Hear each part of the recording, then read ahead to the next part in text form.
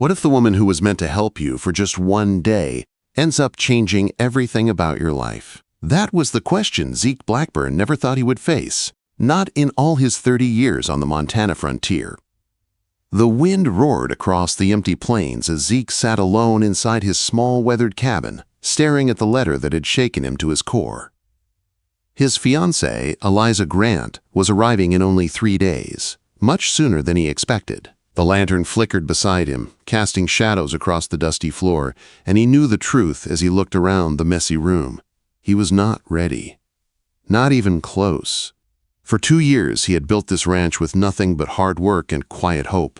He had written letters to Eliza back east, telling her about the land he was shaping, the future he wanted for them, and the home he hoped she would love.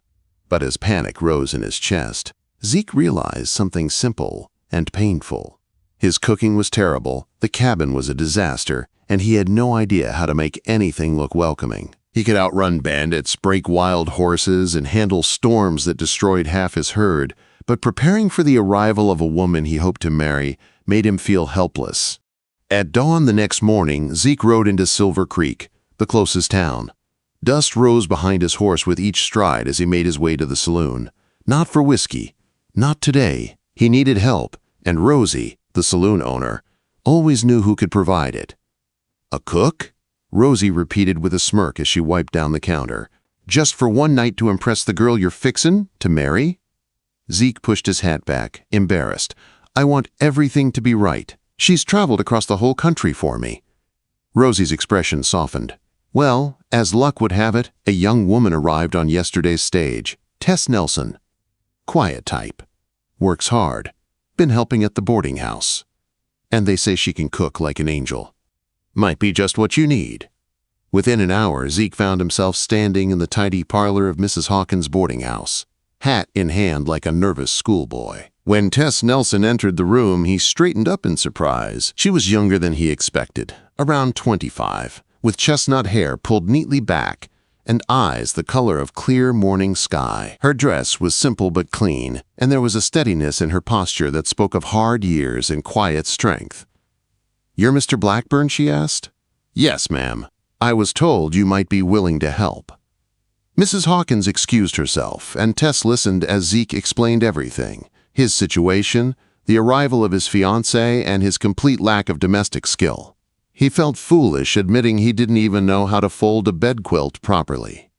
To his relief, Tess didn't laugh. She only nodded. "I can help," she said. "My fee is $5 for the full day's work, plus safe travel to and from your ranch." Zeke didn't hesitate. "Done. We leave at first light." Her eyes softened for the first time. "Your fiancée is a lucky woman, Mr. Blackburn. Not many men would go to such trouble." The next morning, the two rode toward Zeke's ranch beneath a growing sunrise. Tess rode side saddle on a borrowed horse, her small bundle of supplies tied behind her. They rode mostly in silence, the morning air cold but clean. "What takes you west?" Zeke asked as they crossed a shallow creek. Water splashed around the horses' legs. "My brother," Tess answered quietly. "He's in California. His wife passed last winter. He asked if I could come help him for a while." "I'm sorry," Zeke said gently. She nodded once. "Family is all we have in this world, Mr. Blackburn."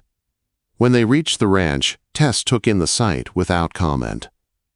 The cabin was small but strong, built from rough logs and years of sweat. The barn leaned slightly from storms that had battered it. Chickens scratched near the coop. It wasn't much, but it was Zeke's life. Inside the cabin, Tess paused. Dust coated every surface, blankets were piled carelessly, and pots were scattered across the table. A stale smell hung in the air. "Well," she said, rolling up her sleeves, "I can see why you needed help." Zeke flushed. "I promise it's not always this bad." Quote, her raised eyebrows said she didn't believe him. "Water, Mr. Blackburn. Buckets of it. And if you have sage or lavender nearby, that would help the smell." He hurried out to do exactly as she asked. For hours, Tess scrubbed, swept, washed, organized, and stitched. She moved with calm purpose, showing skill in every task. She sent Zeke out to gather herbs, to fetch more water, to shake out the blankets and hang them in the sun. By afternoon, the cabin had changed completely. The floor was clean, the air smelled fresh, the bed neatly made, and the table was polished. Wild sage sat in a small jar near the window. The place no longer looked like a bachelor's hideout. It looked like a home. Zeke stared around the room in disbelief. "I can't thank you enough." Tess gave a small smile. "Not done yet. Now we cook."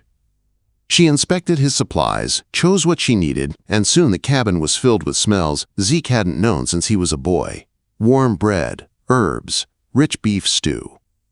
As he watched her knead dough, Zeke felt something unexpected tighten in his chest. Tess guided his hands gently. "Not so rough," she said. "Bread needs a gentle touch." The sun finally dipped low and they sat at the table for supper. Tess served him stew and warm bread, and Zeke's eyes widened at the first taste.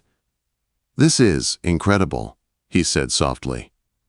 "Haven't had food like this since my mother passed." Tess lowered her gaze. "I'm glad it brings you comfort." They talked long into the evening, their voices soft in the lantern light. At night's end, Zeke insisted she take his bed while he slept in the barn. She refused at first, but he didn't budge. At the doorway, Zeke hesitated. "Thank you, Tess. Not just for the help, but for making this place feel different." She gave him a warm, gentle smile. "Good night, Zeke." He stepped into the cold night, heart unsettled in a way he didn't yet understand. Zeke rose before sunrise, brushing straw from his shirt as he stepped out of the barn. The cold morning air carried the scent of pine, and for a moment he wondered if the cabin still smelled like it had the night before.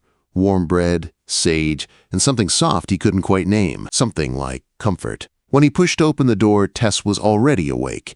She stood near the stove with her sleeves rolled up, her braid resting over one shoulder. She looked like she belonged there, like she had woken in that little cabin 100 times before. "I thought I'd show you how to make a proper breakfast," she said, offering a small smile. Zeke watched her move around the kitchen like she owned the space. It stirred something uneasy but warm inside him. They cooked together, simple eggs and bread warmed on the stove. As they ate, Zeke found himself asking her about her childhood in Ohio, her time working in Boston, her long journey west. She answered with calm honesty, but always steered away from talking about her own loneliness. By late morning, Tess folded her few belongings and set them neatly on the table. "I've left instructions for the stew, the bread, and the pie," she said. "They'll keep till your fiancé arrives." Zeke nodded, hating how final her words sounded. "You've done more than I hoped for." He handed her the agreed-upon $5, then hesitated and gave her 3 more. "You earned it," he said quietly. She opened her mouth to refuse, but when she saw the sincerity on his face, she closed it again and tucked the money into her pocket. The ride back to town was quiet. The morning sun warmed their backs as they crossed the open land. Tess watched the fields roll past, the tall grass moving like waves. "You've built something strong out here," she said softly. "It suits you." Zeke felt heat rise in his chest. "I hope she thinks so." Tess didn't answer, and for the rest of the ride, Zeke wondered why her silence suddenly felt so heavy. When they arrived at the boarding house, Tess dismounted and faced him squarely. "Good luck, Zeke," she said, "truly." He tipped his hat, not trusting himself to speak. And then she was gone. Zeke spent the next day preparing for Eliza's arrival. He followed Tess's instructions exactly, airing the cabin, setting out the wildflowers, reheating the stew slowly. But every time he moved through the space she had cleaned or touched, he remembered her hands, her quiet strength, the calm way she worked. When the stage arrived the next afternoon, Zeke waited with his hat in his hands and his stomach twisted into knots. 3 passengers stepped down, an older couple and a thin blonde woman in a neat travel dress. "Eliza Grant?" he asked. She turned, her gray eyes unsure. "Mr. Blackburn." Their handshake was stiff. Their conversation during the ride was stilted.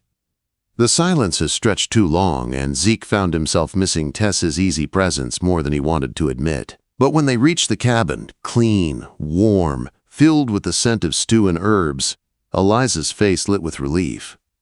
"It's lovely," she said, touching the wild flowers on the table, "and something smells wonderful." Zeke swallowed the truth and only nodded.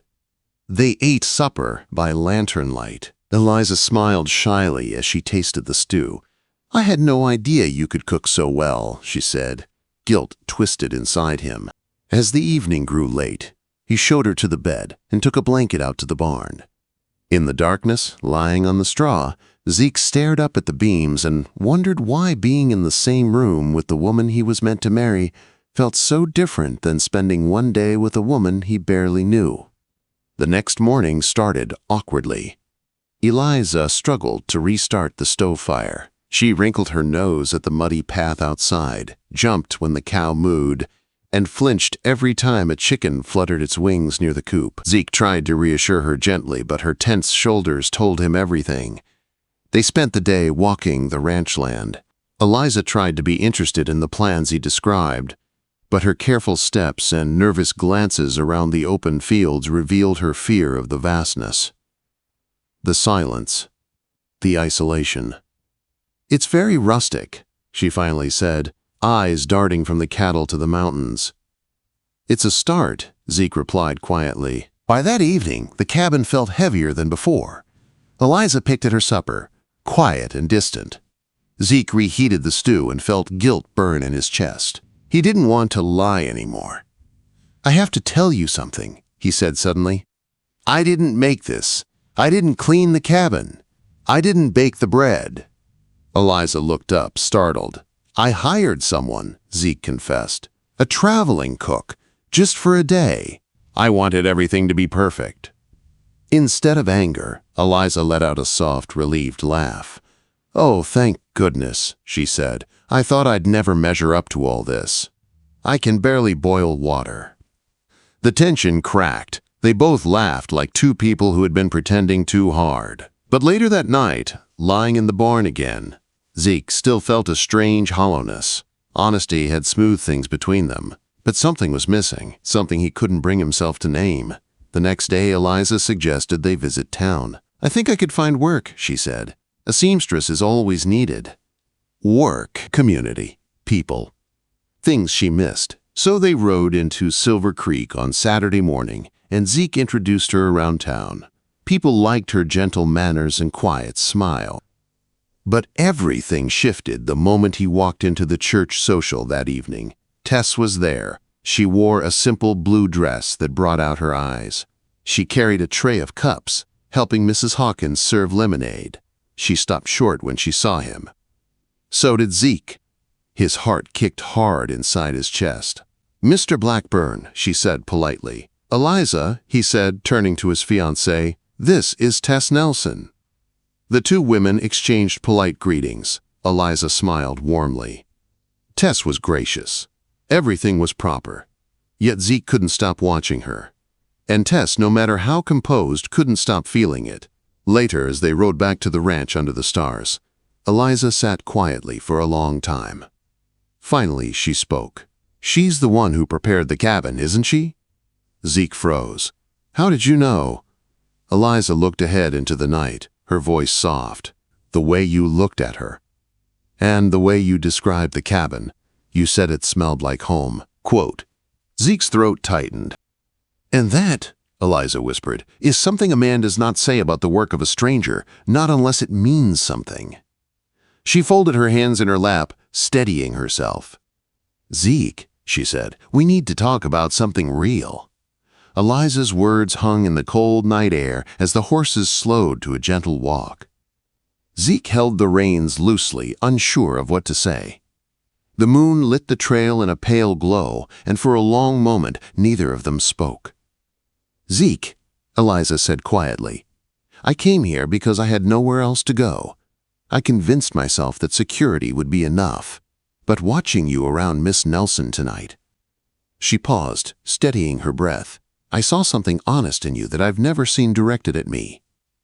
Zeke swallowed hard. "I barely know her." "But you feel comfort around her," Eliza said with certainty. the kind that can't be taught or forced. He opened his mouth to argue, then closed it when he realized she was right. What he felt in Tess's presence wasn't excitement or nervousness. It was something calmer, something that felt right. Eliza took a slow breath. I came here hoping to build a life, but I think we might be trying to build the wrong one. They reached the cabin. Zeke helped her down from the wagon, the moment heavy with a truth neither could run from. The next morning, they sat at the table quietly. Light streamed through the clean windows Tess had scrubbed. The wild flowers she had placed were still alive. Eliza folded her hands. Zeke, I think we should reconsider the marriage. His chest tightened, but not with the pain he expected, more like the release of a rope that had been pulled too tight. What will you do? He asked gently. I'll stay in Silver Creek. Mrs. Hawkins needs help at the boarding house, and women here want sewing work done. I can make a life. She gave a small smile. A life I choose. Not one, born from duty. She reached across the table and touched his hand. And you deserve a marriage built on something warmer than obligation. Zeke nodded slowly. You're a good woman, Eliza. I wish you nothing but good things. Quote, and I hope you find what you're looking for, she whispered. They returned to town that afternoon. He carried her trunks up the boarding house steps, and when she hugged him goodbye, it felt peaceful, like the ending of a chapter that had served its purpose. After leaving her there, Zeke felt strange, lighter yet restless. He walked through town without a plan until his feet stopped in front of the stagecoach office. Tess Nelson is still booked for Monday's stage to California? Zeke asked. The clerk nodded. Paid in full. Zeke spent a long night in the hotel, lying awake and thinking of sage in a jar, warm bread, steady hands, and a quiet smile that had stayed with him far longer than a one-day job should have allowed. By sunrise, he knew what he had to do. He found Tess near the boarding house, her bonnet tied neatly, a basket in hand. She stopped when she saw him. Zeke? She said, surprised. I thought you'd be at the ranch. Things changed. He cleared his throat. May I walk with you? They walked down the dusty main street together. Eliza and I ended things, Zeke said softly. Tess stopped. I'm sorry, truly. No, Zeke said, looking straight at her. It was the right choice for both of us. Tess studied his face carefully. Why are you telling me this? Quote. Zeke took a steady breath. Because the day you came to my cabin, you made it feel like home. In one day.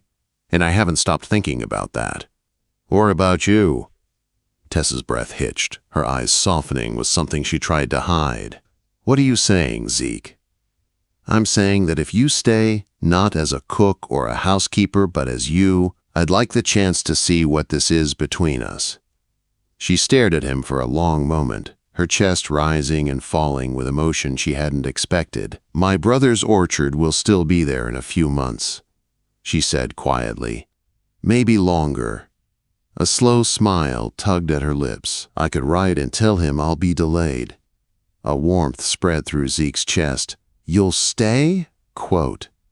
Not at your cabin, she said quickly, blushing, but in town. For now. So we can see what this is. Quote. Hope rose in him like the sun. The weeks that followed were gentle and steady. Tess worked at the boarding house. Zeke visited often. They shared meals at the hotel, walked by Silver Creek, talked about their pasts, their scars, their hopes. Eliza, free from the weight of their engagement, became a friend to both of them. The loneliness that once shadowed her faded as she built a life she finally chose.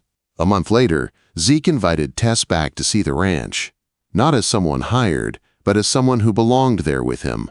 He had rebuilt shelves, planted a garden, and even added curtains. Tess walked through the cabin, running her hand across the smooth table she had once scrubbed. You changed so much, she said softly. Trying to make it a home, Zeke said, a real one. She smiled at him gently. The right company makes all the difference. As summer warmed Montana, their bond deepened. They sat on a hilltop one evening with a picnic basket between them, watching wildflowers sway in the wind. I've been thinking, Zeke said, his voice steady but hopeful. About what? Tess asked. About you. About this place. About us. He took her hand, his thumb brushing her knuckles. I love you, Tess, and I don't want you to leave. Not now, not ever. Tears filled her eyes. I've already decided, she whispered. I wrote to my brother last week. I told him. I found my home here. Zeke's breath caught. You'll stay? Quote.